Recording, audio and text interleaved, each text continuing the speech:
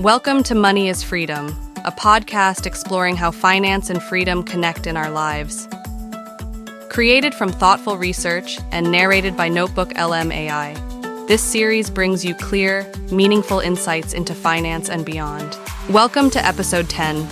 Today, we're diving into why venture capital returns have hit a 10-year low in 2024. From economic uncertainty to shifting investment dynamics and the rise of artificial intelligence, we'll break down the trends reshaping the VC landscape and explore what the future holds for this once high-flying industry. Let's get started. All right, so let's jump into it today. We're going deep on venture capital. Okay. Specifically, why VC returns have basically tanked. Yeah. Like they hit a 10-year low here in 2024. Yeah. And we're going to try to figure this out. I mean, imagine you're prepping for this big meeting with investors. Right. You got to be able to talk about this stuff, you know?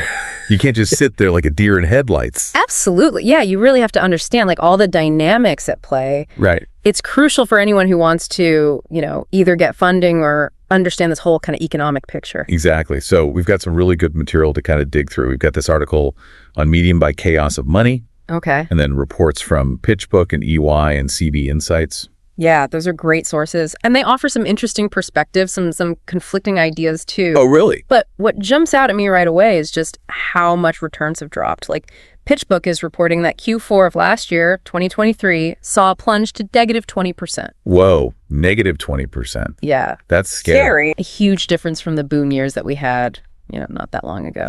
Yeah, so that's got to hurt. So what's going on? Is this all about like the lack of exits? Yeah. Things like IPOs and mergers and all that stuff that Chaos of Money talks about. They talk about this liquidity bottleneck. It's like companies are just stuck. Yeah, no, that's a big part of it. When companies can't go public or get acquired, it's hard for investors to, turn those assets into cash. Right. So it really impacts their returns and then their ability to reinvest in new companies. What does that even mean? Break that down. What's a liquidity bottleneck? Basically, it's when a bunch of companies, they're ready to exit, like they're mature, they could go public, they could be acquired. Mm-hmm. But the market conditions, they're not great. So it's like, everyone's trying to get through a toll booth at the same time. Yeah. And the gates are down.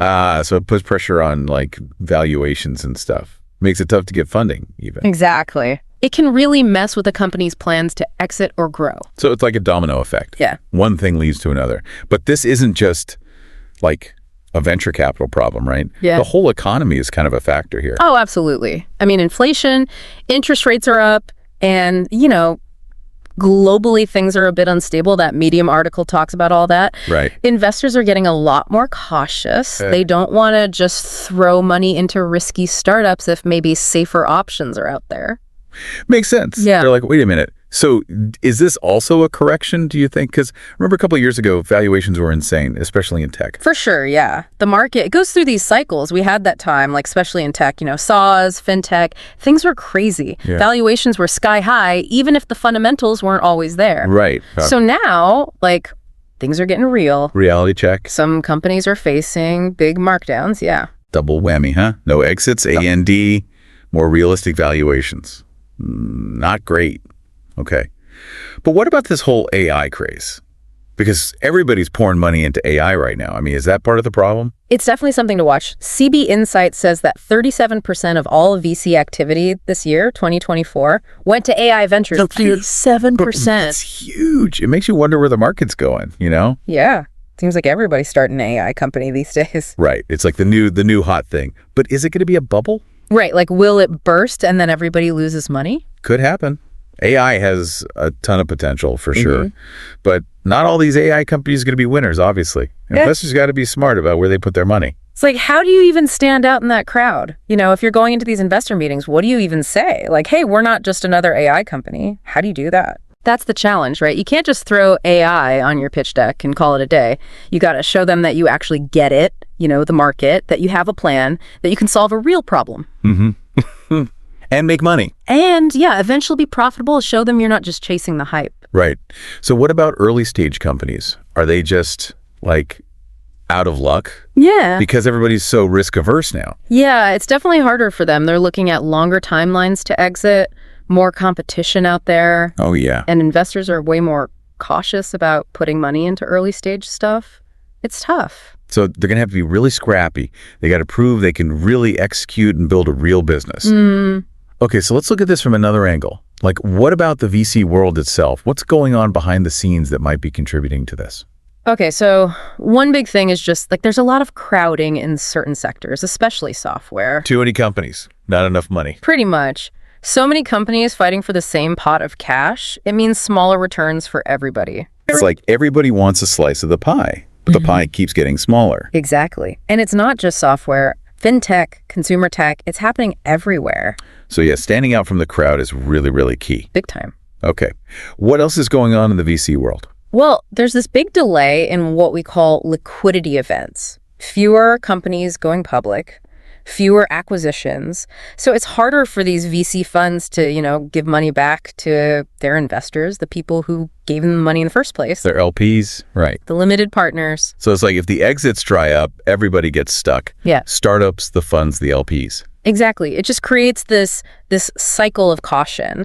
LPs are hesitant to commit to new funds, and then the VCs have less money to invest. It's all connected. Right. Makes sense. It's this whole complex web of stuff. Yeah. A tangled web. And to add to that, Hey boy. we're also seeing a shift in how LPs are feeling. Like their sentiment, you mean? Yeah, because other types of investments are starting to do better than venture capital. Oh, they're looking for greener pastures. Makes sense. But hold on a second. If everybody's pulling back from VC, where are the returns? Is there any good news here? Oh, there's always opportunity. You just have to be willing to think outside the box. Okay, so what are we talking about here? Well, Eastwind Substack, they talk about these underexplored places and industries. Instead of everybody piling into Silicon Valley and focusing on software, Right. investors are starting to look elsewhere. Okay, so where are they going? Well, things like energy tech are getting a lot of attention. Climate solutions, agri-tech, even space exploration. There's a ton of potential in those areas because there isn't as much VC money there yet. So it's kind of like the Wild West out there. You can stake your claim before everybody else shows up. But it's not just about, chasing the new shiny object, right? It's about being strategic too. Definitely. The funds that are doing well, they're not just following trends. They're doing their homework, really digging into these companies. They're being more careful, more selective, and they're in it for the long haul. So you got to be like a detective, not just a hype chaser. Exactly. Okay, that makes sense. And it kind of goes back to what we were talking about before. How do you convince those investors that you're the real deal, that you get it? Right. If you can show them you understand these new markets, that you've got a unique approach, you're way more likely to get their attention, even in a tough market. Makes sense. Okay, so what does all this mean for the future of VC? Is it about to, completely change? I think it's already changing. That EY report, it talks about how VC has to adapt, diversify, go beyond the usual suspects, explore new markets, new industries. To spread the risk, basically. Exactly, Yeah. and tap into the next wave of innovation. But it's not just about spreading the money around. So what else needs to happen? Valuations, they have to be more realistic. You can't just chase hype and inflate numbers anymore. Investors, they got to be grounded. Look at the fundamentals. Make sure their investments make sense in the long term. No more playing fast and loose. Right. It's got to be about sustainable growth. That's what we all want. Right? Yeah, sustainable growth. So not just about riding the wave. It's about building companies that can weather the storm. Exactly. Companies that are resilient, adaptable, and, companies that actually have a positive impact on the world. So it's not just about making money. No, it's about making a difference. And that's becoming more important to investors, they want to put their money into things that actually help. That's going to have a big impact on what kinds of companies get funded in the future. Okay, so let's bring it back to our listener who's getting ready for that big meeting with investors. Yeah. What's your advice? Based on everything we've been talking about? I think the most important thing is just to show them that you understand how the market works. Be upfront about the challenges. Don't sugarcoat it. But also talk about the opportunities. Show them that you have a plan, that your business is built to last.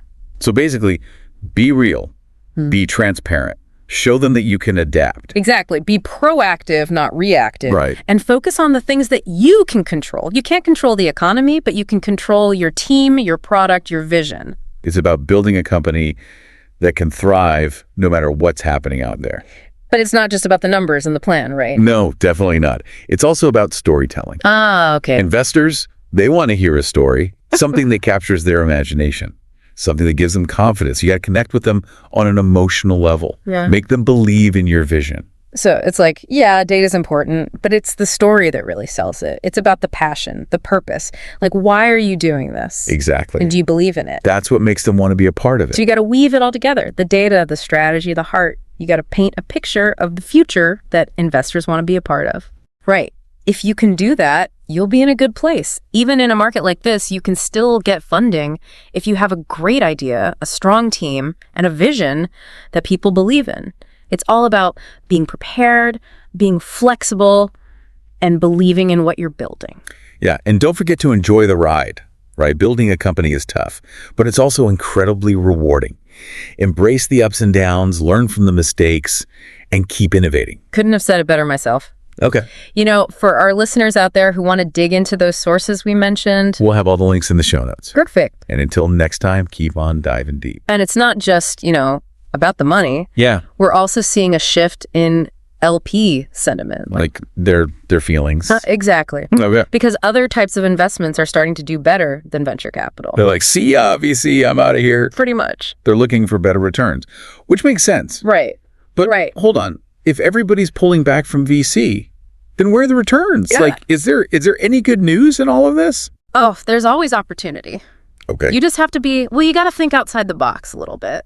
So what are we talking about here? Give me some specifics. Well, like Eastwind Substack, they talk about these like underexplored geographies and industries. Okay. Instead of everybody just flocking to Silicon Valley and focusing on software, Right. investors are starting to look elsewhere. So where are they going? What's hot?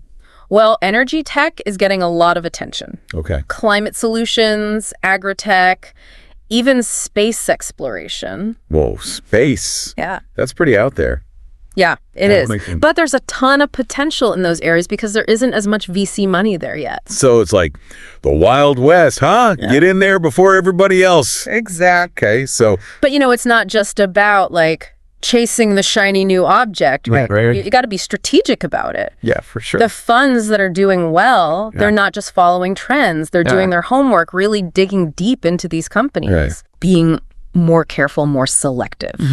And they're in it for the long haul. They're not just looking for a quick buck. Exactly. So you got to be like a detective, not just, a hype chaser. That's a great way to put it. Okay, that makes sense. And it actually kind of ties back to what we were talking about earlier, about convincing those investors that you're the real deal. Right. If you can show them that you understand these new markets, that you've got a unique approach, Yeah. you're way more likely to get their attention, Even in a down market. especially in a down market. Okay, so what does all this mean for the future of VC? Like, is it about to like completely change? I think it's already changing. Oh, That EY report, it talks about how VC has to adapt. yeah. Like diversify, go beyond the usual suspects, explore new markets, new industries. Spread the risk, basically. Exactly. Right. And tap into the next wave of innovation. Mhm.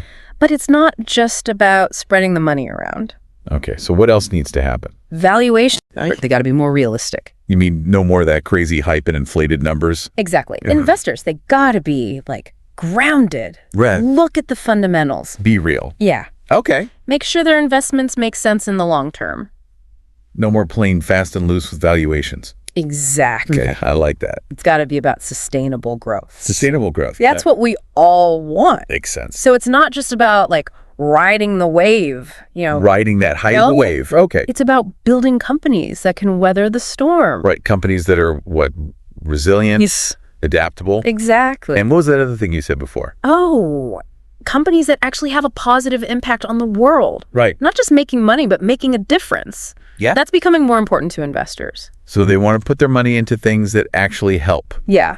Okay. That's interesting. I think that's going to have a big impact on what kind of companies get funded in the future.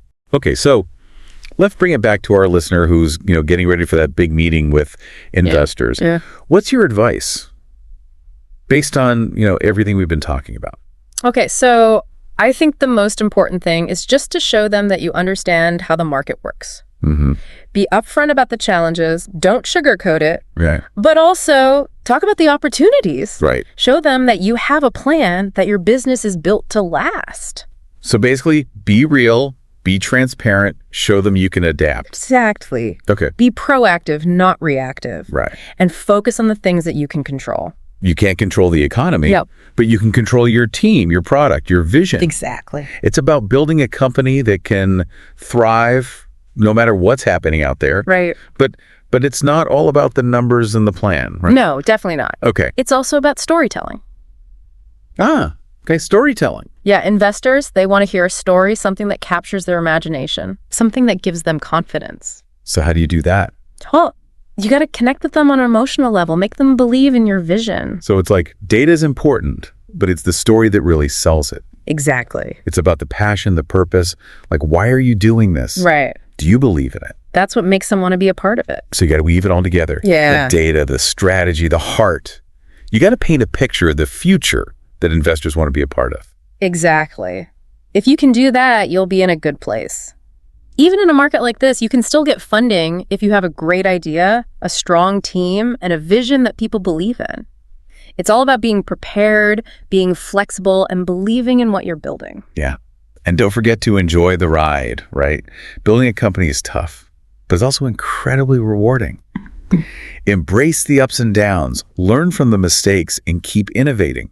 Couldn't have said it better myself. So it sounds like the VC landscape is going through this like really interesting evolution. You know, we've seen a downturn, but there's also this shift towards sustainable growth, a focus on these new sectors, and a real emphasis on fundamentals. Yeah, it's definitely a time of change. I think this evolution presents both challenges and opportunities. Right. You know, for those who are willing to adapt, think differently, embrace a long-term perspective, Yeah. there's still tons of room for success in the VC world. So this deep dive has been really helpful, you know, especially for someone like you who's about to go into that investor meeting. We've covered a lot, from macro trends to the structural challenges to new opportunities. What are some of the key takeaways? Like, if you had to sum it all up for our listeners. Okay, well, I think the most important thing to remember is that the VC landscape, it's changing, but it's not like dying. Right. It's transforming. And this transformation requires a shift in mindset for both investors and entrepreneurs. So instead of looking at this downturn as like a sign of the end, Right. we should see it as a chance to like make things better. Exactly. It's a chance to build a more resilient, sustainable, impactful VC ecosystem. One that's focused on creating lasting value, not just chasing quick returns. I like that. And for our listener who's about to pitch their company to investors, what's the one piece of advice you would give them? I would say go in with confidence, knowing that you've done your homework. Be prepared to talk about the challenges, but also highlight the opportunities that this new landscape presents. And most importantly, tell your story with passion and conviction. Investors are looking for companies that are not only viable, but also inspiring. That's great advice. Remember, even in a down market, great ideas with strong teams and a compelling vision can still get funding. It's about being prepared, being adaptable, and believing in what you're building. That's it. Awesome. Well, thanks for joining us on this deep dive into the world of venture capital. Yeah. We hope you found it insightful and helpful as you navigate this, kind of crazy landscape. It's my pleasure. And for those of you who want to learn more, check out the show notes for links to all the source material we talked about. Yep, all the good stuff. Until next time, keep on diving deep.